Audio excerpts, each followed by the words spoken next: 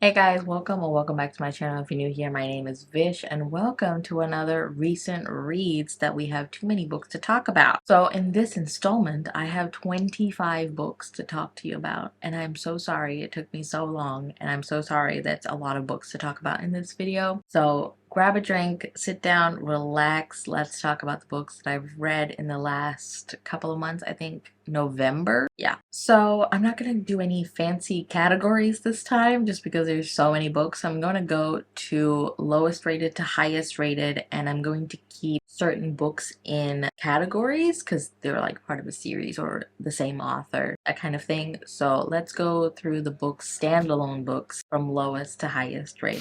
So let's start with a DNF, which is The Wrong Heart by Jennifer Hartman. I know, shock, horror. I love Jennifer Hartman. I need to read more of her book. And this particular book, The Wrong Heart, is actually a second chance romance, but we have a death of the first love interest, and that's kind of a trigger for me that I've realized in the last couple of years, and this book really solidified that. So we have our main character who is engaged to be married to the love of her life, but he met with an accident. I think it's a car accident, and he dies, and he is an organ donor, so he donated his heart. And I think a year or two passes by, and our main character, gets into contact with said guy who has his heart, and I think I'm pretty sure a romance ensues between those two. And I basically read until the love of her life passes away and she is getting in contact with the other guy. If you're gonna emphasize that the main character's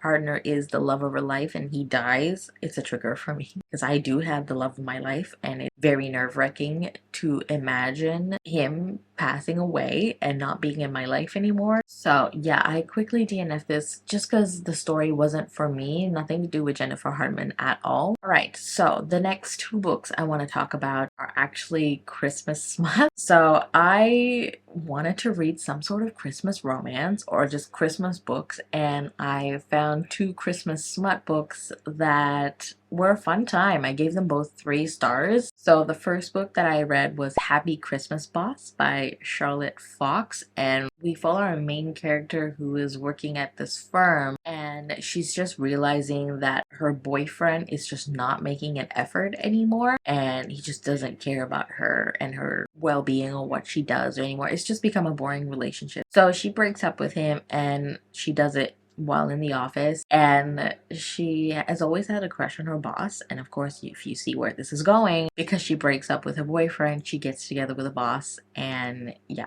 it's just a very short novella. I think 43 pages, so there's not much that happens in it except, you know, smut. So it was just a fun time. It didn't really have a lot of Christmas elements, except it was set a couple of days before Christmas. Anyway, I had a good time, a fun time, so I gave it a 3 star. The other book I read is No Room at the Inn by Brooke Winters. Sorry if I'm looking over there, it's my computer. But I read that novella as well. It's a female romance. It's only 61 pages. I gave this 3 stars as well. It's one of the reasons why I used to love my life. This is a female romance that takes place during Christmas, sort of. So we have these two characters. They're working at the same inn hotel, and there's a snowstorm outside, so they're forced to stay at this inn with the rest of the guests. And these two have been friends for a while, and I'm pretty sure this inn is kind of like a sexual inn or whatever. Like, it's, if you've read the Wicked Villains series and you remember Hades' club where there's BDSM going on and stuff like that. So for some reason this inn is also the same, where they have customer or clients that come in for a good BDSM time. But these two have rolled play with other clients before, and while they're stuck here, they do things and romance ensues, I guess. Like I said, it's very short, 61 pages. It was a good fun time. I enjoyed it. I was kind of disappointed for both of them that they're not very Christmassy. It's just classed as a Christmas romance because they were set a couple of days before Christmas. Alright, the next book is also under the 3-star category, is the Under the Whispering Door by TJ Klune. So if you've seen my worst slash disappointed books this make the cut. So I loved House in the Cerulean Sea by TJ Klune. I gave that 5 stars, so I obviously had expectations going into this, but it obviously wasn't the same. So we follow our main character Wallace, who was very much not liked while he was a living human being. He was mean to everyone, and when he died, no one came to his funeral because he was a mean man, Mr. Grinch. When a human being dies in this world, he crosses over to a tea shop where the owner, Hugo, is actually human, but he has a particular gift for helping these ghosts move on with their life. So Wallace comes to this tea shop. He has to understand and get to terms as to what's happened to him, but he wants kind of a second chance to prove to everyone and to himself that he's not that man that he was when he was living. So I think Hugo gives him 7 days to come to terms with him dying and to move on. So with that 7 days, you follow Wallace as his character development grows. And there's other things that happened there as well, as very minor things as to what happens in this tea shop. It's a very slow book. It's very interesting, but I wasn't attached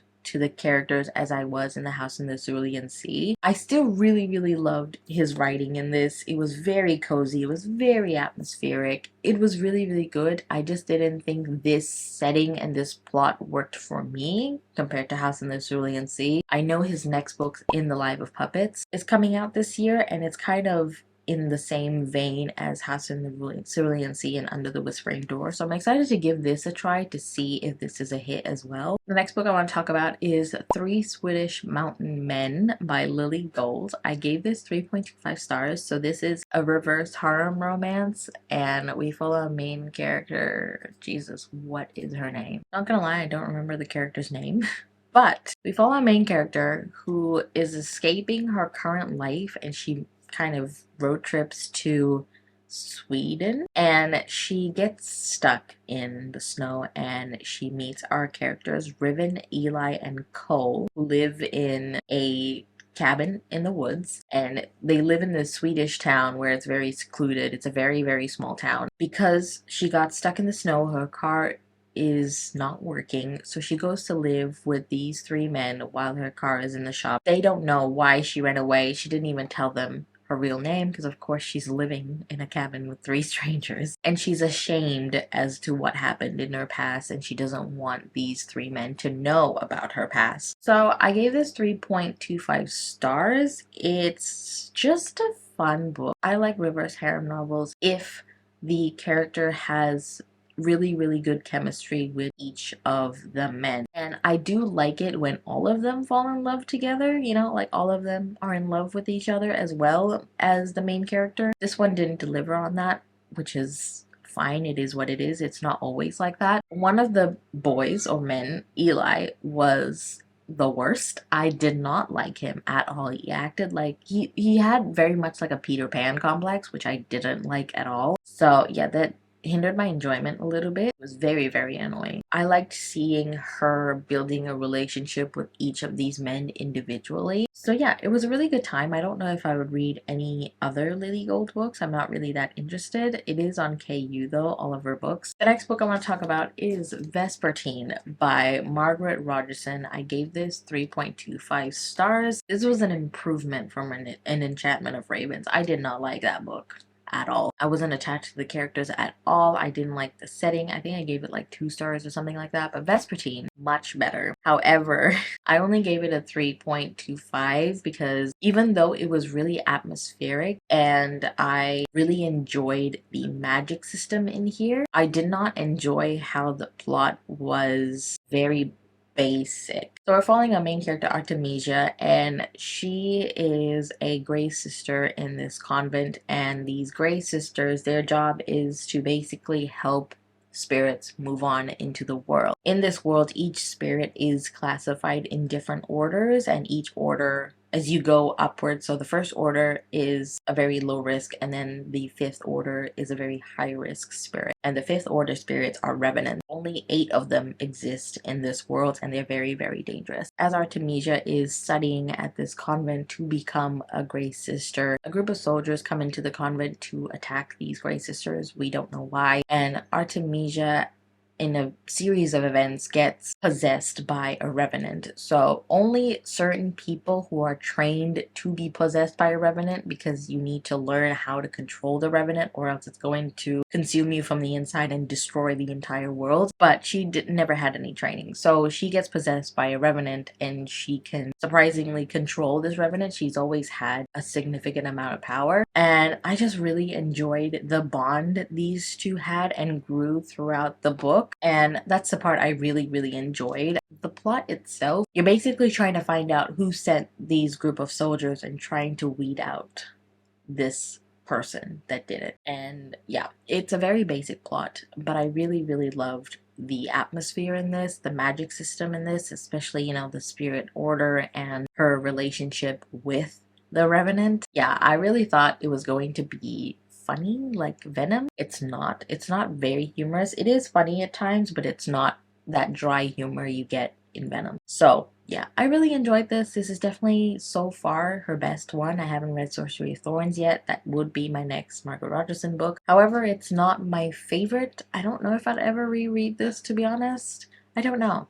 I have very mixed feelings about this book. Next up is a more recent read, actually. I read this in the month of January, and that is Near the Bone by Christina Henry. This is the November and December pick for my Patreon book club, the Sluts and Guts book club, and we read this for November and December. And I read this recently, and this is a adult horror novel. It is also classed as fantasy for some reason. I am not sure, but if you know, definitely, if this is fantasy, please let me know down in the comments. But this really is horror novel first and foremost. We follow our main character Maddie, who lives in a cabin in the mountains with her husband William. And this is a very dark book. Trigger warnings for domestic abuse, sexual abuse as well. So Maddie lives with William, who is her abuser, and she is trapped with him essentially in this mountain. And one day, while she was checking her traps for food like rabbits and stuff, she realizes there is a creature among them, and it's very sinister because she can tell when the creature is watching her. It's very atmospheric. It's very creepy for sure because it's a very isolated setting. The story is basically about her trials and tribulation between the monster at home and the monster outside. This was a really entertaining book. I think I sped through this in a couple of days.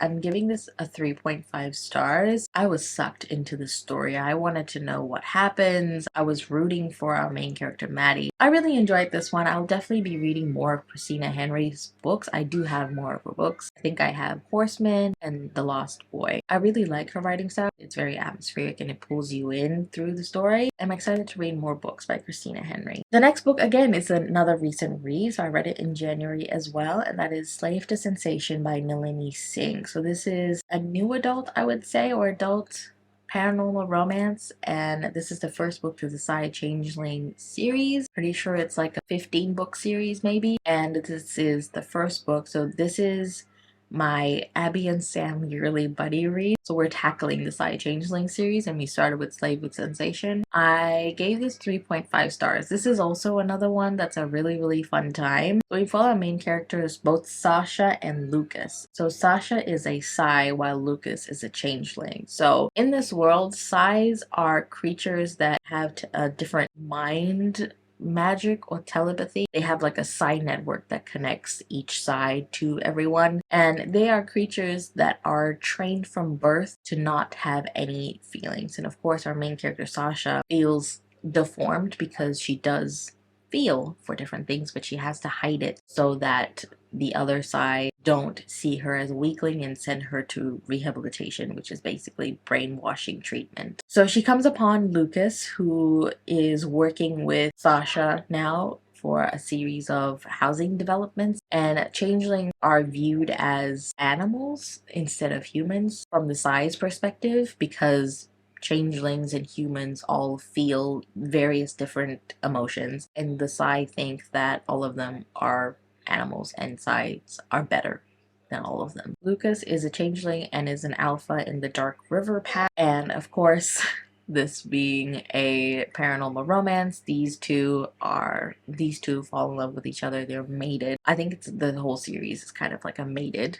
romance. So each book basically follows a different couple, but I think the overarching plot spans throughout the entire series, at least I'm hoping, because the plot in here was really interesting. And of course you can see that the plot would continue on with the rest of the series because they're kind of big revelations for the world. And because each book follows a different couple and it's not a very long book, the romance feels very fast paced and a tad insta-lovey. So I didn't have enough time to buy into the romance or like connect with our characters to really invest in the romance, but I still liked the romance. So Nalini Singh has previously said that she takes inspirations from Sarah J Maas, and you can definitely see that inspiration in here, but with a Nalini Singh twist. I really enjoyed her writing style, so I'm definitely continuing on with the series. It's a fun, good time. I'm not taking it seriously at all, but I am interested to see where the plot goes. So if you're looking for a new paranormal romance to read that's just a fun, good time, and you like that whole mated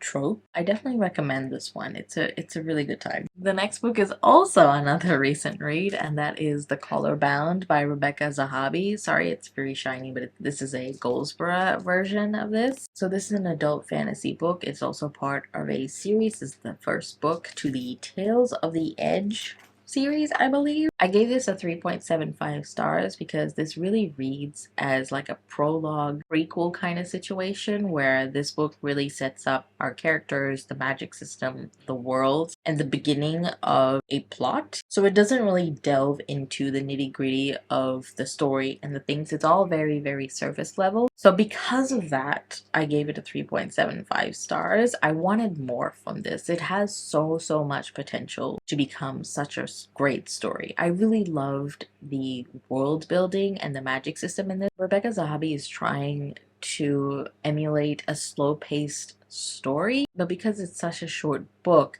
she's not putting in the characteristics of a slow-paced story. So in slow-paced books, you have a lot of character moments, slow moments, a lot of descriptions and intense world building. And she's tried to do that, but because it's such a short book, she had to take out chunks of all these different things. That's why it felt all very surface level. This has so much potential, and I really hope the second book and the rest of the series rectify, I guess, this thing that I want. But really what this book is about is our main character, Isha, and Tatters. So we have two different perspectives. So we have Isha, whose memory has been wiped. She doesn't remember her past, but she comes to the Nest, which is basically a school for all the mages to come to learn how to control their magic. And in this world, there's a lot of prejudices of different species in this world. So mages is considered the best, and other species are considered, I guess, lesser, slaves, half-breeds, that type of thing. And Isha, you can clearly see she's a Kerr, which is one of the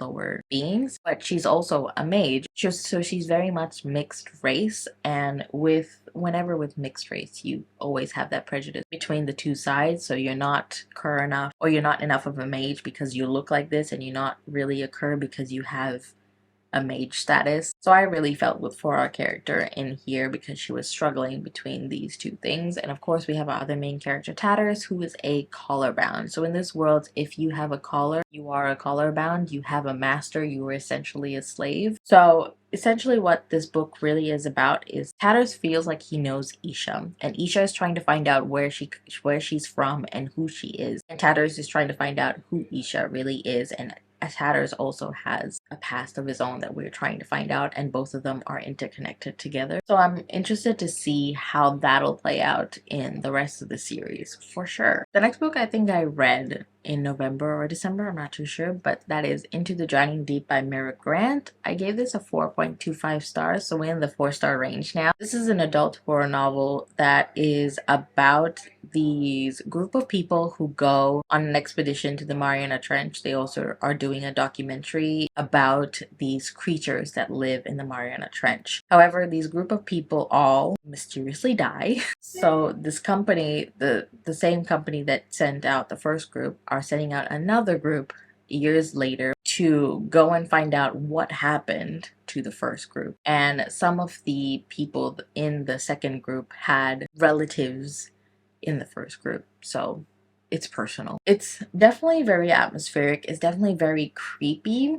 And I really, really enjoyed the whole story of this. It's also very much a character driven story because each of them have a stake in this expedition the second time around. It's very emotional, it's very creepy, it's very intense, and there's a lot of science in here as well, especially to do with the creatures in this book, like their anatomy, their psychology, their physiology, and how they work as creatures or animals, or how they differ between animals. It was very, very interesting as well. It's not my favorite, hence why it's only a 4.25 stars. I just really enjoyed the story. I definitely recommend if you want a creature horror novel, I would say. I definitely would recommend this one. The audiobook is really great as well. The next book I read is Emma in the Night by Wendy Walker. I gave this a 4.25 stars as well. So this is a thriller mystery novel, I would say. Yeah, no, it's definitely a thriller. We're following our main character Cass, and 3 years ago her and her sister Emma disappeared, and everyone tried to find them but couldn't find them at all, and they basically declared both Emma and Cass dead because they're not sure if they drowned, committed suicide, ran away. They don't know, so they didn't investigate further. But then 3 years later Cass comes back and she's begging everyone to find Emma. So we're following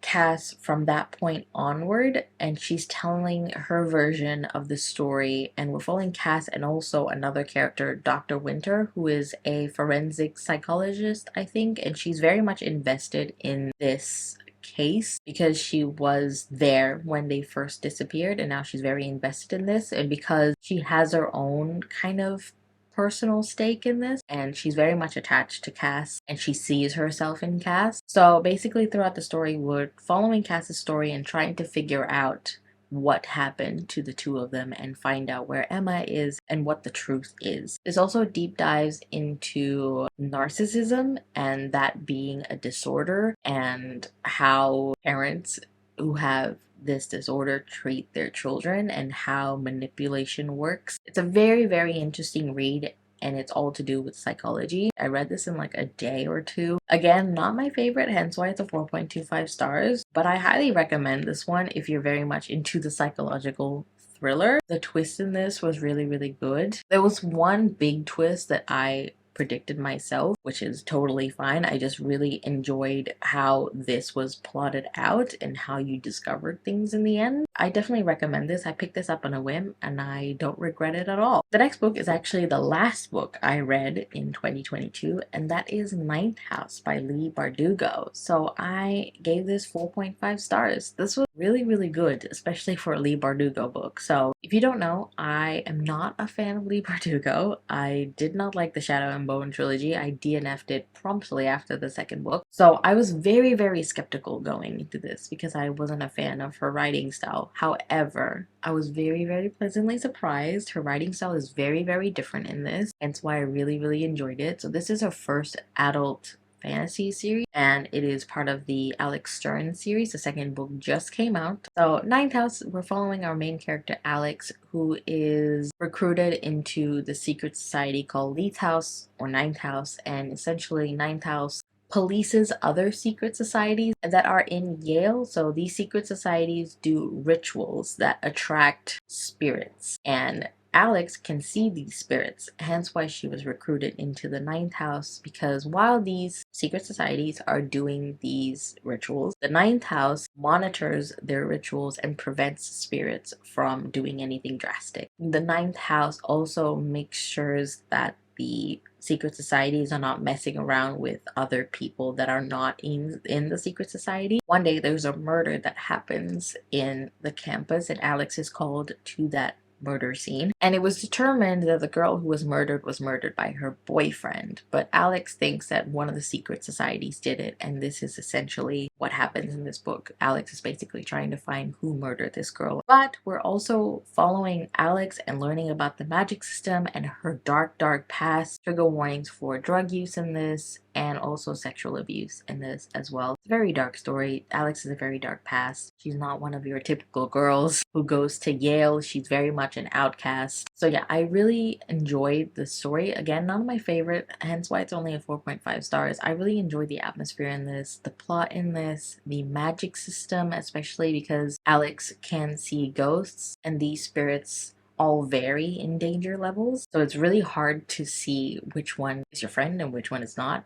There's also a plot twist in this that I did not see coming, which was really, really good. I forgot to say, we don't only follow Alex, we also follow Darlington, who is Alex's mentor. And Darlington is a hoot and a half, and I would like more of his perspective. Hopefully we get it in the second book. But I just really enjoyed the story overall, and also following Alex and her dark past. And I am attached to Alex. But yeah, I am so glad I finally picked up Ninth House, and thank God I did not have to wait ages for the second book like you guys did. Next up is Two Wrongs Make a Right by Chloe Leese. I gave this a 4.75 stars. I know, shocker that it's not 5 stars, but it just wasn't my favorite. So we follow two characters, Jamie and Bia. They both keep to themselves when it comes to, I guess, their social lives or their dating lives, and Jamie and Bia have been set up together by their friends without realizing, so they start texting each other under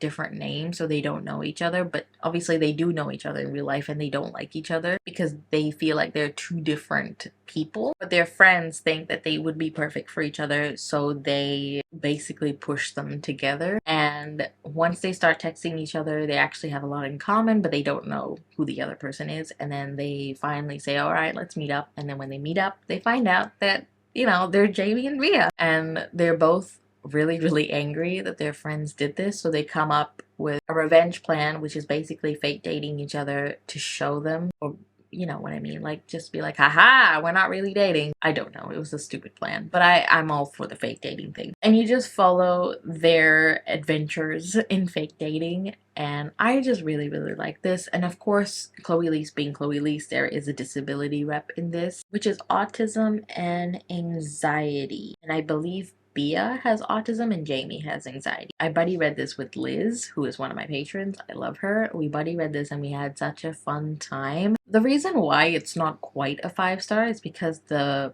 third act breakup in this was really not necessary. Like, the reason for it was very, very weak, which is surprising for Chloe Leese. I just really love the entire journey these two take, and slowly seeing them fall in love with each other and realizing that they're more alike than they think they are. They're like good for each other because opposites attract, right? So yeah, I give this 4.75. I always say please read more Chloe Leese books because I love her so much and she's one of my favorite romance authors. So yeah, I really enjoyed this one and I cannot wait for the next book because this is a series. And the last kind of standalone book I want to talk about is Lore Olympus Volume 3. I gave this 5 stars, and if you've been on my channel or any other recent reads that you've always seen, I've always given a Lore Olympus Volume 5 stars. I'm not going to talk about it again and again. I love Lore Olympus so much so that I downloaded the wallpaper that the author put out the other day. This is the February wallpaper that she put out of a Lore Olympus, and yeah, 5 stars. I love this series so much. Okay, moving on to like the groups of books that I want to talk about. So the first 2 books that are in the same category is the Wayward Children series. So I read Where the Drowned Girls Go and Lost in the Moment Found, which is book 7 and 8, I believe. Let's talk about the Where the Drowned Girls Go. So that one I gave 3 stars. When it comes to the Wayward Children series, the books that are set in the real world I don't like as much, but the books that are set in the other worlds I really, really like. Beneath the Sugar Sky is it a real world? Yeah, that one I know they go to an actual world, but I don't like Beneath the Sugar Sky because I don't like the world, so that's an exception. But anyway, Where the Drowned Girls Go, I gave this 3 stars. So we follow the main character Cora, who has gone to the Drowned Gods world, which is a very bleak world, and she's trying to escape that world and those memories. So, and she's not finding that escapism in Eleanor West's Wayward School, children's school. I can't remember the full name, but in that school, she's not finding solace in that school. So she wants to transfer to a different school who have very harsh methods into brainwashing their kids into forgetting the worlds that they've been to. So she transfers to that school, and it's really hard to read sometimes because that school is basically brainwashing you into being normal instead of being who you are. I liked that we were in a different setting. I liked that we looked at the issues of, I guess, brainwashing and wanting to be normal and fitting in a box instead of being different. However, I still felt the story to be boring because, again, I just wanted us to go to a different world. That's the only reason why I gave it 3 stars, to be honest. I just wanted us to be in a different world. I wasn't interested in this part of the story. But I do like Korra as a character, and I was really hoping we would see her go to the drowned worlds, but it's okay. All right. However, the next book, Lost in the Moment and Found, which is book 8, I gave this 4.5 stars. And again, this takes place in a different world. So we're following our main character, Antoinette, who's having a very, very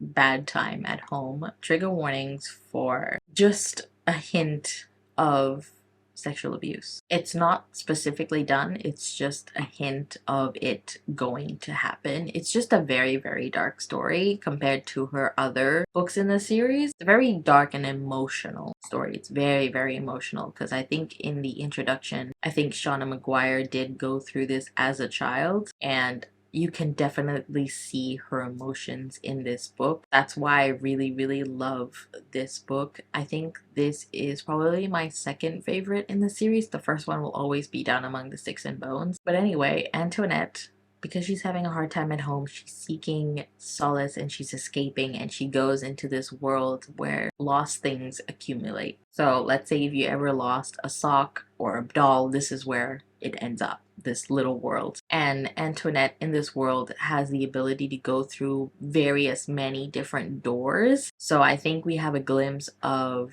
the Moors world as well, which was really, really cool. And just different worlds that we had a glimpse of. There's also a dinosaur world that made me happy. But of course, this being a short book, we didn't explore each of the worlds. We just got like basic descriptions of what the worlds are and nothing more. It's very much just following Antoinette and her journey in this world and the emotions that she goes through. And yeah, I won't say anything else because it would be spoiler territory. It is a short book, but I highly recommend this book in the series. Like I said, it's very, very emotional, and I really enjoyed this book in the series. All right, the next set of books I want to talk about are Sarah J. Maas books. So I read 3 of them in the last 3 months, I guess. So the first one, I finished the Throne of Glass series with Kingdom of Ash. This is the 7th book in the Throne of Glass series, and I gave this 5 stars. Like, no surprise, I love the Throne of Glass series. What an ending. I tabbed a lot of it. I had a live show for my patrons, so I wanted to discuss certain things. I talk about Sarah J. Maas books all the time, so I gave this 5 stars. I really loved it. If you haven't read the Throne of Glass series, I highly recommend it. Give it at least 3 books because the first 2 books are vastly different from the 3rd book onwards. So yeah.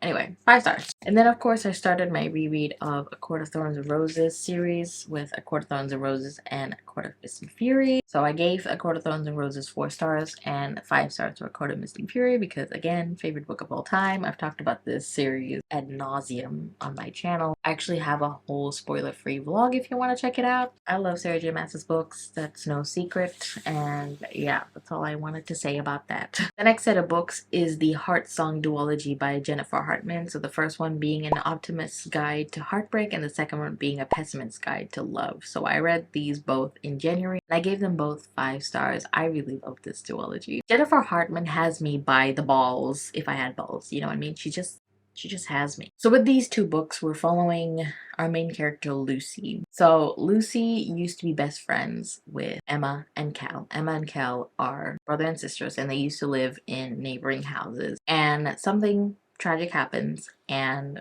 Lucy moves to a different area. I think 10 years later, she comes back to this area because she sees that house for sale. Emma and Cal's house for sale. So she buys that house to relive those memories. She buys that house, she moves in, she goes to see Cal, who was also her best friend, and there was also a hint of romance when they were children or teenagers, sorry, in the past. So she comes back to town, she goes to see Cal to get a job, and Cal has become a whole new person. So it's basically both of them reconnecting and rekindling their love and going through their traumas and trials and tribulations together in these two books. And I loved both of them. I love these two books. It's so emotional. It's still dark, but of course, being Jennifer Hartman, when is it not dark? I really love these two books. It's very angsty, it's very dramatic, and I really loved it. And if you like Jennifer Hartman books, you will like this one as well. And if you trust me with my romance recommendations, you'd love this too, like me. I'm obsessed with Jennifer Hartman. I want to read more of her books, and I know there's a few more that I haven't read, so I cannot wait to get to them. And the last series of books I want to talk about are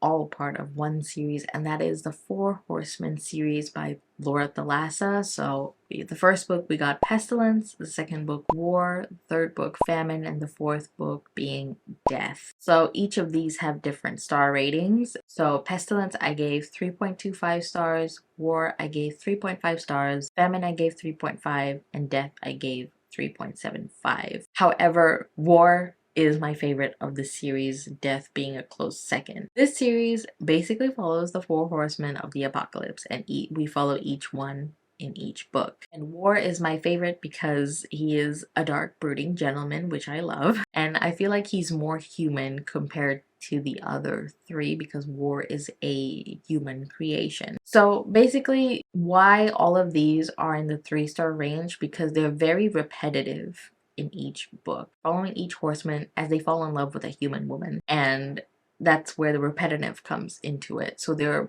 all trying to do their job, but they fall in love with a human woman, and all of them are trying to stop these horsemen from killing thousands or millions of people. Another aspect of the repetitiveness is that these horsemen kidnaps the woman, and they take the women along their journey into killing the humans. All of them take the woman and they go and kill. So again, War is my favorite. However, Death is rated higher because it is the conclusion of the series. So you see the other horsemen in Death, and Death is the most powerful of the horsemen because all he has to do is literally snap his fingers and everyone dies. And I rated Death higher because you get to see the other horsemen into this, and it kind of breaks that cycle of repetitiveness a little bit because it's not just Death taking this woman on a road trip and him killing all these people. There's also the other horsemen are coming into it. That's why